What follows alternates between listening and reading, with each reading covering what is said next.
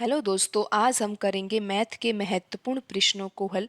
और दोस्तों, इन प्रश्नों के अभ्यास के माध्यम से आप अपनी किसी भी परीक्षा की तैयारी को बेहतर कर सकते हो। आइए दोस्तों, शुरू करते हैं आज का पहला प्रश्न।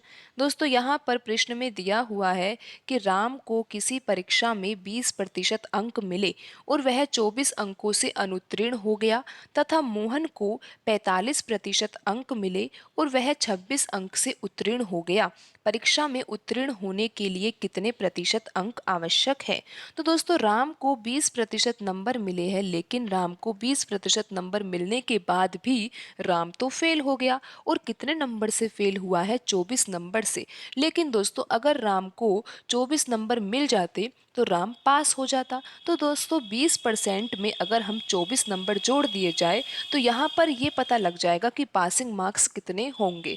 तो दोस्तों, अब ये किसके बराबर होना चाहिए? दोस्तों, यहाँ पर प्रश्न में आगे दिया हुआ है कि मोहन को 45% अंक मिले हैं और वह तो 26 अंक से उत्तीर्ण हो गया। तो दोस्तों, 45% नंबर मोहन को मिले तो मोहन पास हो गया, लेकिन 26 नंबर ज़्यादा मिले हैं उसको पासिंग मार्क्स से।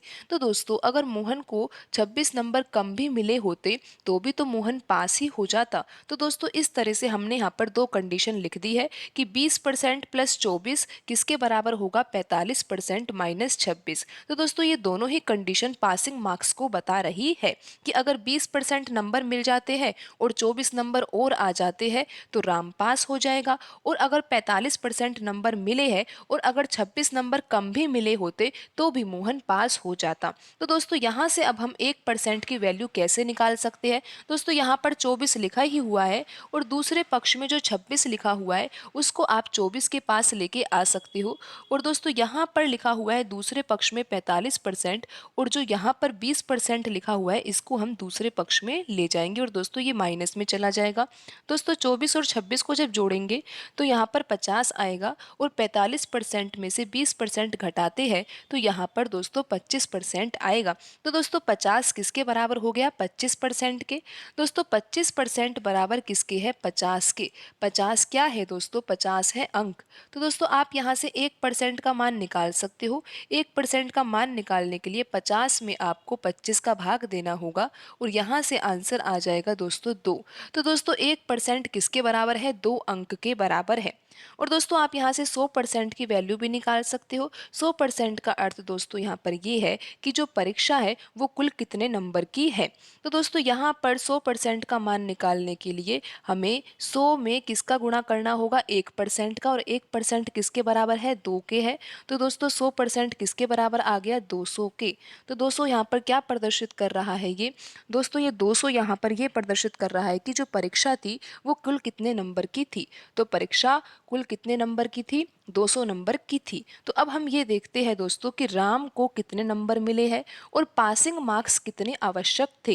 तो दोस्तों, राम को जो नंबर मिले हैं वो मिले हैं 20%।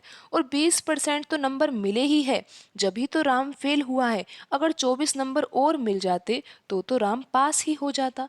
तो दोस्तों, प्रश्न में हमें ये निकालना है कि परीक्षा में उत्तीर्ण होने के लिए कितने प्रतिशत अंक आवश्यक है। तो दोस्तों, आपको यहाँ से समझ में आ रहा होगा कि राम को 20% अंक मिले हैं और अगर 24 अंक और मिल जाते तो राम पास हो जाता। तो दोस्तों, यही तो पासिंग मार्क्स को बता रहा है। तो दोस्तों, 1% बराबर किसके है? 2 के है। तो 20% किसके बराबर हो जाएगा दोस्तों? 40 के। और यहाँ पर अगर हम 24 और जोड़ देते हैं तो यहाँ पर हमारा आंसर आता है दोस्तों 64।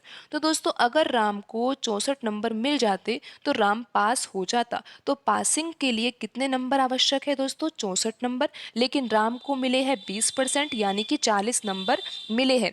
दोस्तों, हमें यहाँ पर जो आंसर निकालना है वो प्रतिशत में निकालना है कि कितने प्रतिशत नंबर पासिंग के लिए चाहिए। तो दोस्तों, आपको पता है कि 64 नंबर जो है वो पास होने के लिए चाहिए और कुल नंबर कितने हैं? 200 है। कुल परीक्षा कितने नंबर की है? 200 की है। तो दोस्तों, परसेंट निकालने के लिए आपको यहाँ पर 64 लिखना होगा पासिंग मार्क्स। कुल नंबर कितने हैं दोस्तों? 200 है और आपको मल्टीप्लाई करना होगा यहाँ पर 100 से। तो दोस्तों, जब आप हल करोगे तो ये 2 जीरो से ये 2 जीरो कट जाएगी और यहाँ पर जब आप 64 को 2 के पहाड़े से काटोगे तो यहाँ पर तो दोस्तों 32 आएगा। और 32 दोस्तों किस में आएगा? प्रतिशत में आएगा। तो दोस्तों 32% नंबर चाहिए परीक्षा में उत्तीर्ण होने के लिए। तो दोस्तों इस तरह से आप इन प्रश्नों को आसानी से हल कर सकते हो। दोस्तों आज की वीडियो में इतना ही, मिलते हैं अगली वीडियो में। धन्यवाद दोस्तों।